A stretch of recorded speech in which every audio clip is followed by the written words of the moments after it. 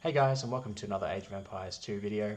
In this video I have a ranked 1 versus 1 game that I played yesterday on the map Shoals. And Shoals is a map that's been in the game for about a year. It was created for a tournament, an Empire Wars tournament last year called Red Bull Wallow Legacy. And the map is, I guess, technically a hybrid map. So there's I guess a lake in the middle with some shallow crossings, kind of like a cross in between that you can walk across. And then on the sides there are like two areas where pretty much all of the gold on the map is contained. And then in 1 versus 1, which is the only format that I've seen this map played on, players spawn on pretty much the opposite side of the lake, and you get a sea tower at the front of your base. And then your starting resources, you get a set of berries, 6 water buffalo, 1 elephant, and then a patch of 6 deer. And then you also get, I think it's two sets of 2 tiles of gold. So there's one here, and then you get 2 sets of 5 tiles of stone as well. And then after that's your base resources, and then there's also several patches of neutral deer spread around the map pretty evenly. So I guess there's 3 on either side of the map. So there's 1 there. No, wait, there's 4 here actually. 1, 2, 3, 4. 1, 2, 3. And then I guess that could be considered the 4th one. So it's about like 8 extra sets of deer. And then in the middle, there are all of these shorefish patches. So generally shorefish on Age of Empires 2 maps is found on the edge of the map, and it is a resource that you'll usually use villagers to gather. However, on this map, they're in the deep sea, and this is the original script that was used in the Red Bull Wallow Legacy. And then another tournament called T90 Titans League used the same map, but they replaced the shorefish with deep fish. And I think the T90 Titans League version was much better because the deep fish actually gives you an incentive to make a dock and actually have a fishing economy. In this map, I'm not sure whether actually going water like economy, like making fishing ships, is actually worth it, because fishing ships collect shorefish at a very slow rate. So for villagers, when they're collecting shorefish, it's the fastest source of food in the game that they can collect. But for fishing ships, they collect it at probably the slowest rate in the game. It's actually quite an interesting difference. So if you're going to dock, yes, a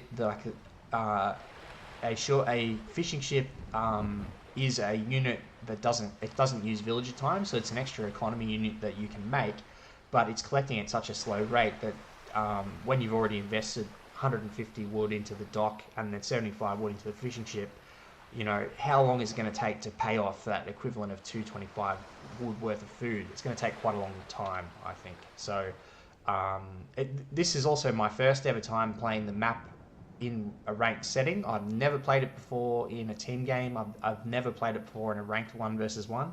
I did jump into the map and do a few test builds maybe 4 months ago or something like that when it was in the pool.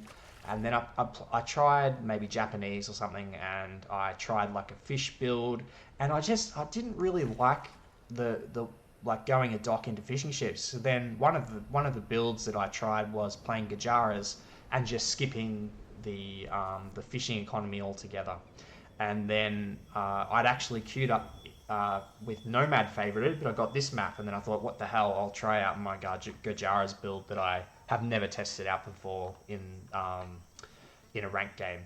Gurjaras is the only civilization in the game that I've never lost a ranked game with, so I'm 10-0 with them in the ranked team game ladder. It's not a civilization that I play very often, and they have actually received quite a few nerfs in the last year or 18 months or so. And the most recent nerf, which was to their Castle Age unique tech, Kshatriyas, has made them a little bit more difficult to play in the mid game, because it used to be, so this is now a lot more expensive. It now costs 500 food and 450 gold. It used to be a lot cheaper. I think it might have even been close to half price. So what you used to do with Gurjaras is basically get to Castle Age, maybe get a TC up or 2, and then go straight for a castle and get that unique tech in and make all of your army super cheap. And it was just really easy to play them in Castle Age. So the thing with the Gurjaras is They start with 2 berry bushes under the TC, which is technically 250 free food that you don't have to pay for in like another resource like wood. And then when you build a mill, you can garrison your livestock in the mill, and it passively generates a slow trickle of food over the course of time. That means your villagers can spend their villager time gathering other resources like huntables, for example, or going to wood and getting some farms up. And then you can choose to eject the water buffaloes and eat them later. However, it's not like, I can see the benefit in doing that for some builds, but it's not necessarily something that you need to do. And then the matchup is against Tatars. So I've actually played Gurjaras versus Tatars once before in a team game on Lombardia, and I have some experience in how to play against them. So Tatars are a very flexible civilization. They have a lot of military bonuses, so they've got quite an open tech tree. They get thumb ring for free in the castle age, which is helpful for playing crossbows and also cavalry archers. And then they also get access to heavy camel, and they've got quite a few different options in their stable as well. So most players will either play Tatars as a cavalry civilization, or they'll go cavalry archers, and that's both something that Gurjaras is very good at playing against. So their starting unit is a camel scout instead of a regular scout cavalry. It has more hit points than a scout cavalry does, so scout cavalry starts with 45 hit points. So in Dark Age it's quite tanky, but doesn't do much damage.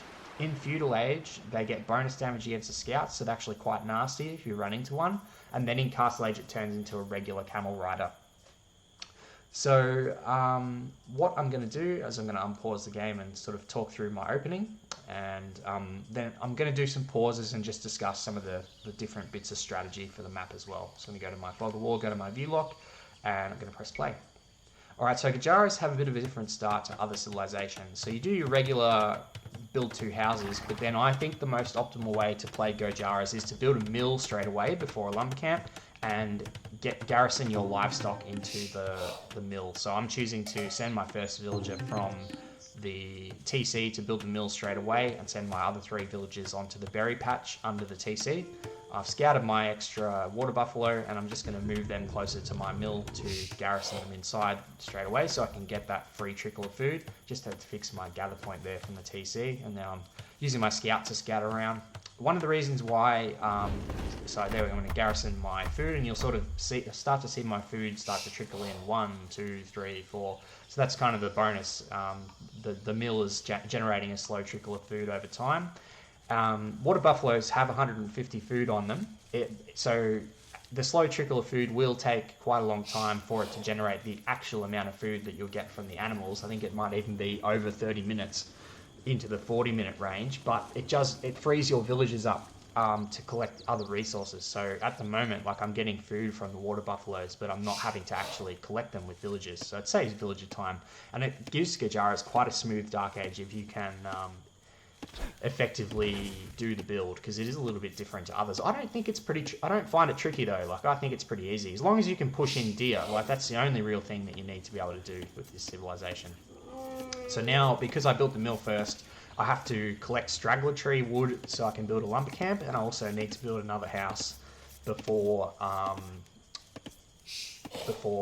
think I usually would build a house when you've got 13 out of 15 population, and the house has to be finished before 15 of 15 population. So I'm bringing in my elephant as the second huntable, and I'm going to push in my deer a little bit later. So I think it's good to bring in your elephant when you've got sort of 8 villagers under the TC. I think I'm maybe 1 villager under that, but it should be okay.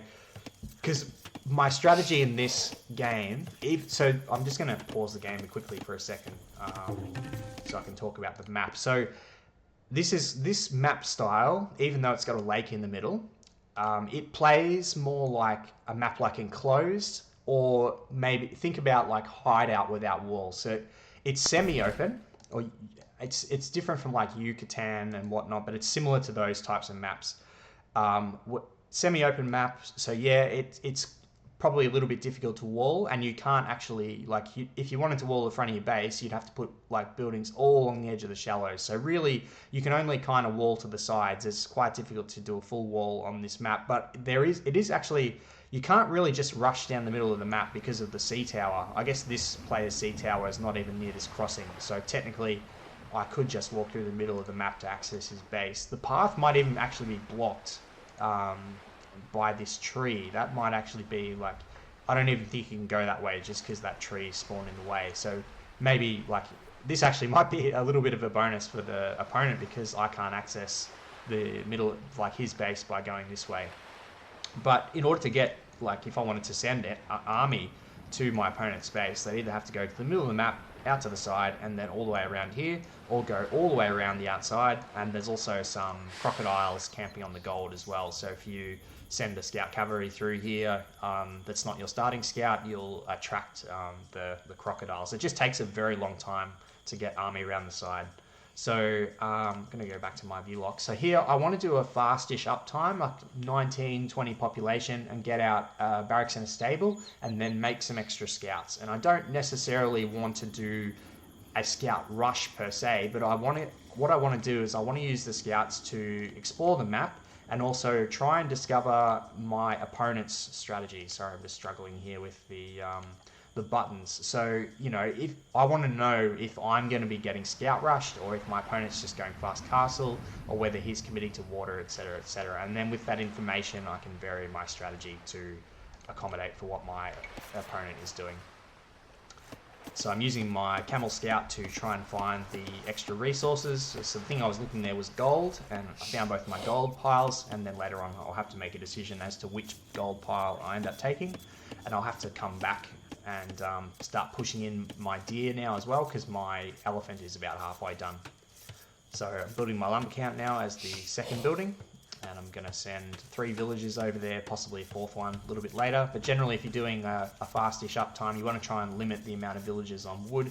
Like I've already got the houses I need to go up at my desired population, so I don't really need to collect any more wood in Dark Age. The reason why I'd be collecting wood is just so I can afford a barracks once I get up to Feudal Age.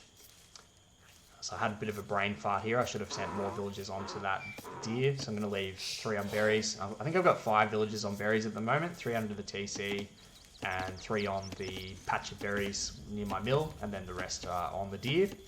And that I've got 3 on wood. So currently sitting on 17 population onto 18. And I think I might end up going at 20 population, because I'm like, yeah, it's like a fairly long rush distance. I don't necessarily need to do 19 pop, so I'll go 20 pop and I'll go up. So I've queued up 2 more villages, and then I'm going to queue up loom, and then I'm going to go up. Just going to push in the last few of my deer, and then I'm going to do some more scouting with my camel scout. So just preemptively building the extra house so that I don't have to build it later. Pushing in that next deer. Then I'm going to get the rest of those villages onto wood. And now, once I start going up to feudal, I want to send more villages onto wood. I think the ideal amount once you're going up to feudal is, I think it's 7 to 8. I'm not 100% sure. I guess it depends on your build order, I guess. But I think here I end up doing 7.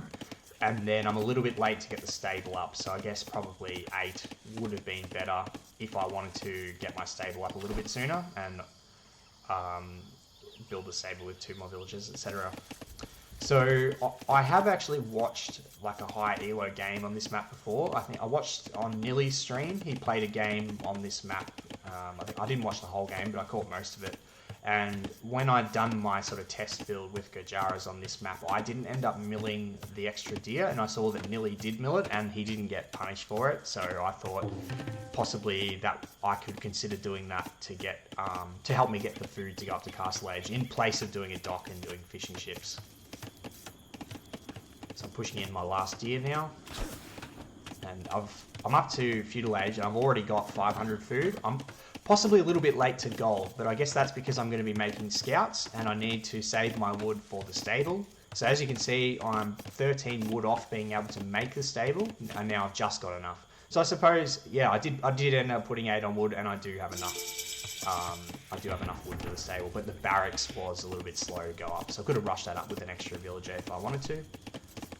And then I think I spent a little bit of wood just then. It disappeared. Can't remember. Oh, I got double bit axe, and that meant I didn't have enough wood for the stable. I usually almost always get double bit axe straight away in feudal, pretty much regardless of what map I'm playing. And actually, except if it's like a straight fast castle, like on Arena or Fortress or something like that. If it's any other sort of build where I'm not going direct fast castle, I get double bit axe straight away. So here I'm trying to find my extra patches of deer. I'm sending 3 villages over to gold, and then when I can afford it, I'll build a gold mine. There we go. So I found a patch of deer over there, and I've got a bunch of villages that are sort of just around under the TC. So I figured, all right, I'm going to go over and make a mill on that. So I've noticed that my opponent is up a lot later than me. So I'm just going to do another pause, take off the view lock, and then we're going to check the population. So he has gone up to feudal age at 27 population, but if we switch over to his point of view, he's actually got 5 fishing ships. So I think I went up on 20 pop and he's gone up on 22 pop. Does he have loom? Yes, he does. So he's gone up 2 villages later, and he has taken his elephant quite late. So yeah, he's chosen to go the dock and the fishing ship route and take a little bit of slower uptime. So I've got 4 on berries. I've got in horse collar, and I'm starting to make some farms around my TC. And one of the keys of getting a quick castle age time in this sort of build is you've got to build farms every 60 wood. And I think I just saw my opponent's scout off to the side. So there you can see it on the mini map over there. He is scouting where I'm putting up my extra mill. So I did see him in the fog of war just before, and then I've seen him there on the mini map. So I do know that he's over there. And then I'm just scouting the edges of my map because I want to know where my wood lines, etc. are. So I do know that he knows that I've gone over there. And I'm queuing up, now I'm starting to queue up some scouts. Probably a little bit late to the scout production as well. So I've got up 1 extra scout. I'm just ignoring the fact that he was over there for now. There's his scout now. So I've noticed that he's around my base. I'm going to bring my camel scout back and try and take out his scout. I think it's important, if you can, to take out your enemy scout to give them... to take away their ability to auto-scout the map, and also so that they don't know what you're doing all the time. And the camel scout has bonus damage now against the scout cavalry, so I'm just trying to find where he's gone. Got 2 scouts sort of heading over to his side of the map, still queuing up some scouts, still queuing up villages. There he is. Alright, so the camel scout is slightly slower than the regular scout cavalry, but not by much, and I'm going to send an extra scout onto him as well. Right here, I probably could have garrisoned the TC, but I know that because I've got those units on his scout, I'm going to take it down. He's not going to be able to get away. He actually ran straight back into me as well. Alright, so I found his gold mine, but he's got a spearman there. One of my scouts is a little bit injured as well. I think I took 1 spear hit, and then there's his TC. He's got a couple of villages on berries. So I'm probably not going to be able to do much damage, and then I think my sea tower is going to take out his scout, and I run into his sea tower, accidentally take a little bit of damage there from that. So he's got a lot of walls at the front of his base. Starting to get close to castle age now. I just need to be able to afford the second building, so I need to get a blacksmith and I need to get a market. I think I'm just waiting for the wood. I'm just going to see if there's anything there. He's got a spearman on his wood line as well. Good defense from him. Yep, I'm going to go market first and then blacksmith second. So I'm going to try and consolidate my units, and I'm going to go for a bit more of a scout around his base. So one of the things that I'm thinking at this stage is, because he knows that I'm on the extra hunt over there, I'm thinking that possibly if he's going to come and attack me at any time soon, it's going to be trying to go for those villages that are exposed over there. So that's one of the things I've got in the back of my mind here, is that is, if you're going to attack me somewhere with archers or scouts, that's going to be the area where it's going to be. Either that or my gold. My gold is definitely exposed, and I haven't bothered to wall it in at the moment. Probably just being a bit lazy. But I'm considering, because the rush distance is quite long, I'm not 100% sure if my opponent's going for fast castle. Oh, there's the scouts. So luckily I was being active with my military, and I had that forward military there. And I can see that he's got, I think, 4 scouts. There's definitely 3.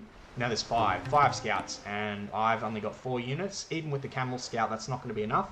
So what I'm going to do here is I'm going to try and get in some upgrades. So I'm going to get in +1 armor. And I think I'm going to go try and get in as many upgrades as I can. Bloodlines as well. Queuing that up in the stable. Getting some extra scouts. And I'm just going to see if I can protect myself from this scout rush.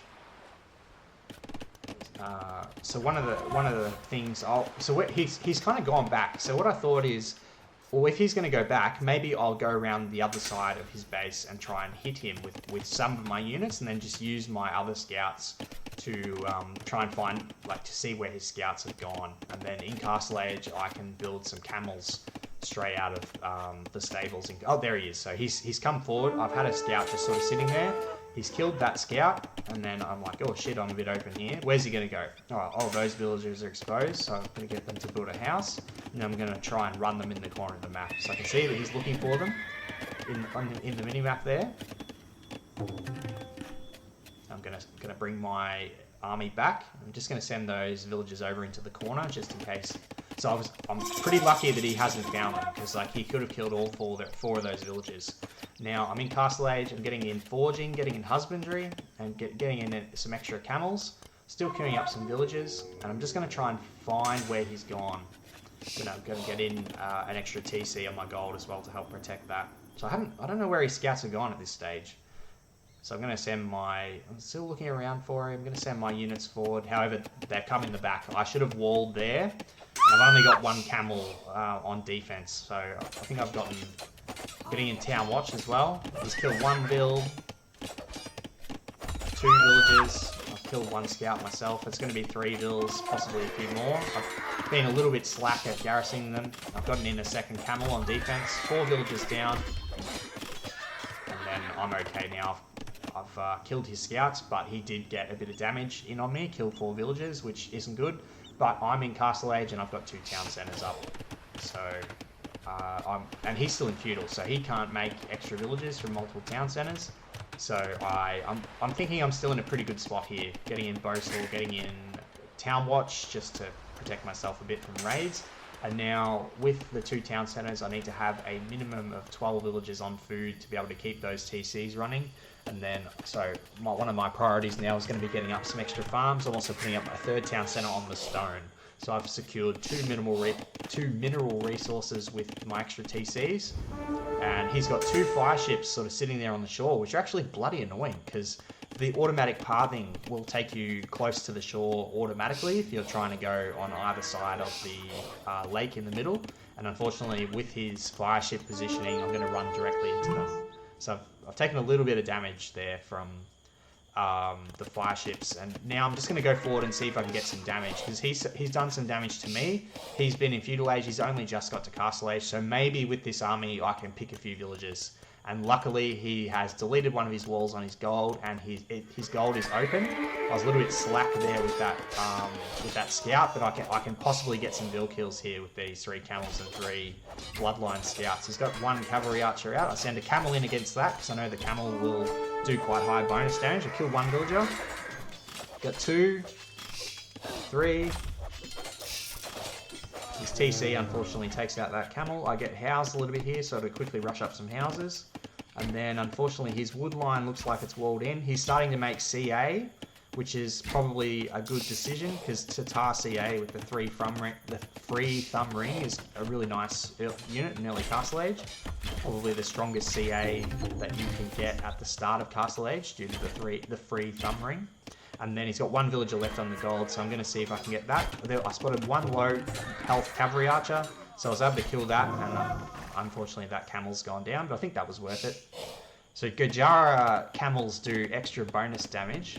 They do plus 20% in feudal and plus 30% in Castle Age, and plus 40% imperial. Unfortunately I lost another camel there to those annoying fire ships. I'm starting to make some Shravamsha riders as well. I think the technical correct name is Shavunch riders or something, but I'm just going to say Shravamsha. So it's just much more comfortable to say. And there's a relic right there next to my TC, so I'm going to build a monastery. I have had a little bit of idle TC, but not that much. I think most of the idle TC has actually been from getting housed. And I've been constantly pumping out villages from the TCs, and I'm floating quite a lot of wood at the moment. So probably the main thing that I did wrong in this game is I got housed quite a bit, just because I'm making so much army early in Castle Age. So I'm pumping out the Shravamsha riders, and I'm going to see if I can get in some damage. Shravamsha riders are one of the best raiding units in the game, with their shield that blocks ranged attacks. So he's got quite a sizable army of cavalry archers there, so probably too many for me to be able to engage, so I'm going to go back. I still need to focus on getting out more farms. Because I'm floating, again, still floating quite a lot of wood, and I've got 8 villagers on stone. My next tactical step is going to be getting a castle up to secure one of the side gold locations, because once my 2 tile of gold runs out, I'm either going to go out and need to take the other 2 tile of gold, but I think a better decision is to get a foothold on one of the sides of the map. So I'm getting in wheelbarrow now, still making Shravamsha Riders because he's making cavalry archers. And again, I'm still running into those fire ships because I've set my waypoint to over in the corner, and I'm just going to fix that now. So I've got out roughly about 10 Shravamsha Riders, getting in +2 armor, which is the most important upgrade that you can get in Castle Age when fighting ranged units. So I'm going to need that if I want to take good engagements against the Tatar cavalry archers. Getting in the gold mining upgrade as well, and I've already got the stone mining upgrade just to speed up the stone collection. Still need to make farms, and then I'm still running units into the fire ships as well, so that's annoying. I could see some units on the minimap coming in to my TC, and it's got a few light cav over there. Gets 1 villager, gets another one. I was a little bit slack on that, I think, because I got housed at the same time. Send my villagers back to work. I'm getting out a monk as well. Or maybe he killed my monk. He might have actually sniped it, and then again I'm housed. And this is actually, I get housed for a long time here because I've only decided to build those houses with 1 villager. But I think I'd noticed that I was housed, and I'm like, it's already been about 25 seconds, so I've lost technically about 3 villagers in this space of getting housed. But I am 600 points ahead in score, despite the fact that he's got fish. So I'm thinking, it's not too big of a deal. So I'm getting in the war galley upgrade now because I'm finding those fire ships are really annoying. So I'm going to make a couple of upgraded the fire galleys are annoying. I'm going to make in a couple of upgraded fire ships and try and take that out so I can scoot across the side of the shore without getting the attack notification. I've moved a monk over to heal up some of my units on the left side, and then I'm going to build a castle to secure the left side of the map. So I've sent some Shravamsha Riders just on patrol over on the right side of the gold. I heard the attack notification. I'm just focusing on chasing down these light cav in my base. And I think my Shravamsha Riders are auto-attacking his TC on the gold. I'm not paying attention to it for now. And yeah, I've lost a couple of Shravamshas just against the TC. It does look like I got a villager, and I've managed to lame his free sheep. And then the stupid improved pathfinding has pathed me back into the TC, and I ended up losing another Shravamsha because of that. You can also see some stuck villagers on the stone mine. I'm going to pop up an outpost there just for some extra vision. Fix up my idle villagers, start taking that gold as well. I'm probably going to be wanting to outpost that side and pick up that relic.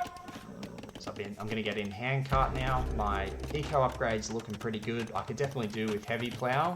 That's one that I've forgotten at this stage. I'm still that mill was an accident. I'm going to build a castle there just for defense, and I'm riskily sort of building it with 2 villagers.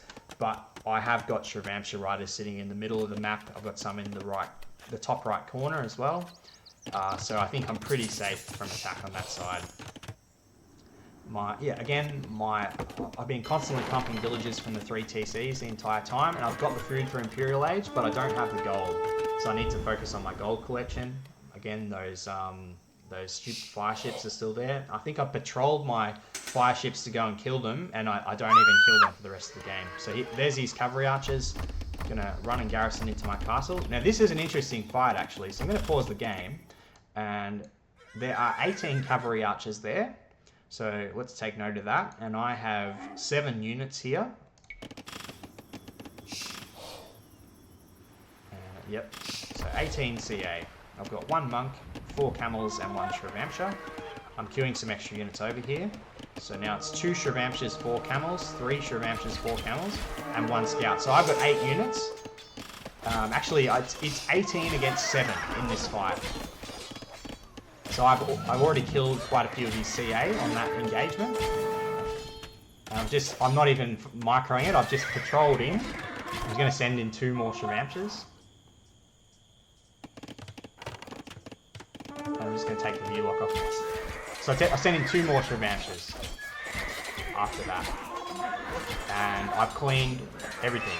So with 18 against, I think it ended up being 10, and I won that engagement. One of the reasons why I won that engagement was because he wasn't using attack move micro. He was probably using right click to move, then right click to attack. There's currently a bug where units are regrouping, and it means that cavalry archers, when fighting units like Shravamshas or camels, are going to get whooped in that type of fight. And then also the Gurjara attack bonus when they're attacking cavalry archers is actually really strong, and then Shravamshas soak up the extra bullets as well. And I think the best way to play Gurjaras in Castle Age against cavalry archers is actually a camel Shravamsha mix, because the Shravamshas will soak up the damage, but they don't necessarily do lots of damage themselves, and the camels really hurt when they hit them. So here I found an exposed stone mine. I've got 5 Shravamshas over there. This is going to be lots of free kills. So I'm just focusing on gathering my army. I'm going to drop in that extra relic.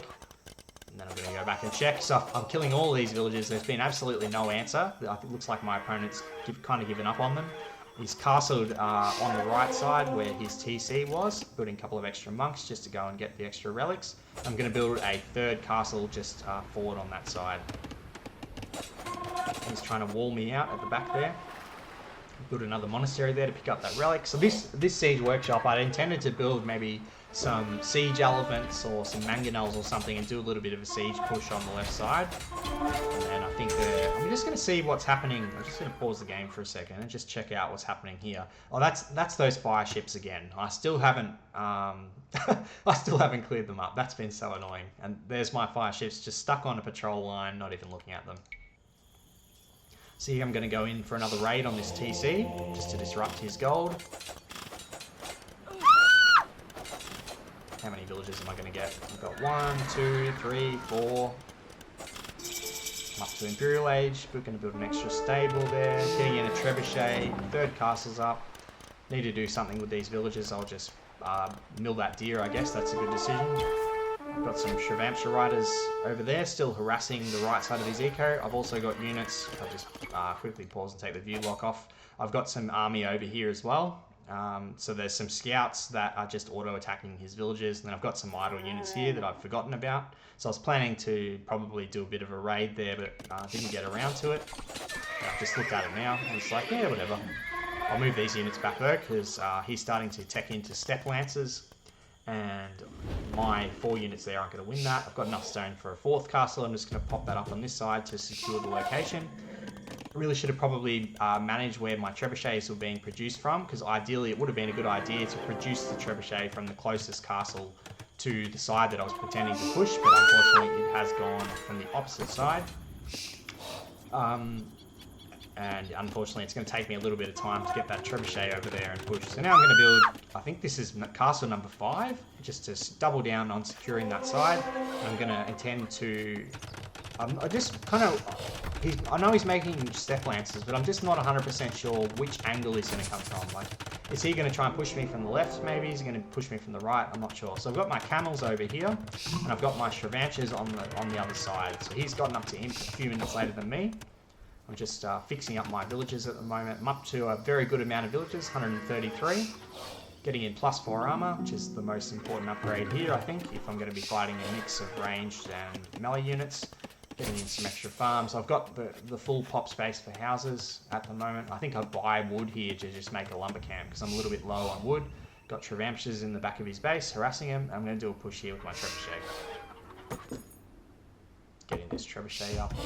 So one of the things that I haven't done here is I haven't gone for the Gurjaras unique tech Kshatriyas, because it's at the stage of the game where it's 500 food and like 400 gold. It's probably just a bit expensive. So at this stage of the game, I think it's better for me to invest my gold directly into army rather than invest it into the upgrade to get cheaper units in the future, because this game kind of seems like I've got a good hold on the game. I don't think I'm in any danger of losing it unless I do some really big mistakes. So I don't really need that upgrade. I'm getting in bodkin arrow and ballistics for my castles, and I'm just consolidating on some upgrades, getting in the final gold mining upgrade, getting in heavy camel to counter his Steppe Lancers. He's sending in a Keshik and my Treb, and here come his Steppe Lancers. So I've only got Shravamshas on this side. I'm going to need to bring my heavy camels across. That trebuchet is going down. Nothing I can do about that. I'm going to have to move this trebuchet back, and now I'm at 200 pop. Got 17 idle villages. I think I'm just selecting them to do something. Can't remember what I did with them. So he is coming in to attack my castle. How many Step Lancers? So he's got Elite Step Lancer with Silk Armor and +2 armor from the Blacksmith, but he doesn't have Plate Barding Armor in. Let's check if he's researching that now. Yes, he is, so that's almost in. And he's gone Step Husbandry, and he's going to attempt to go Elite Step Lancer and Hussar spam. This is not the right idea when playing against Gurjaras. So the biggest mistake that my opponent made in this game is he did not go Pikeman. The best unit against the Gurjaras composition, particularly because Gurjaras will often just play stable units, is the Spear line. Gurjaras themselves only get Spearmen, but Shravamsha Riders are not good against Pikes, and neither are Camels. So what I think my opponent should have done with his composition is go Halberdier and then Heavy Cavalry Archer.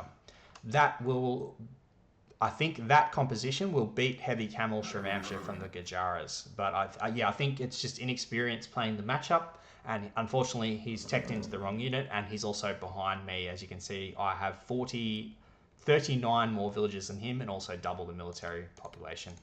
So here we go. We're going to go into the final fight of the game.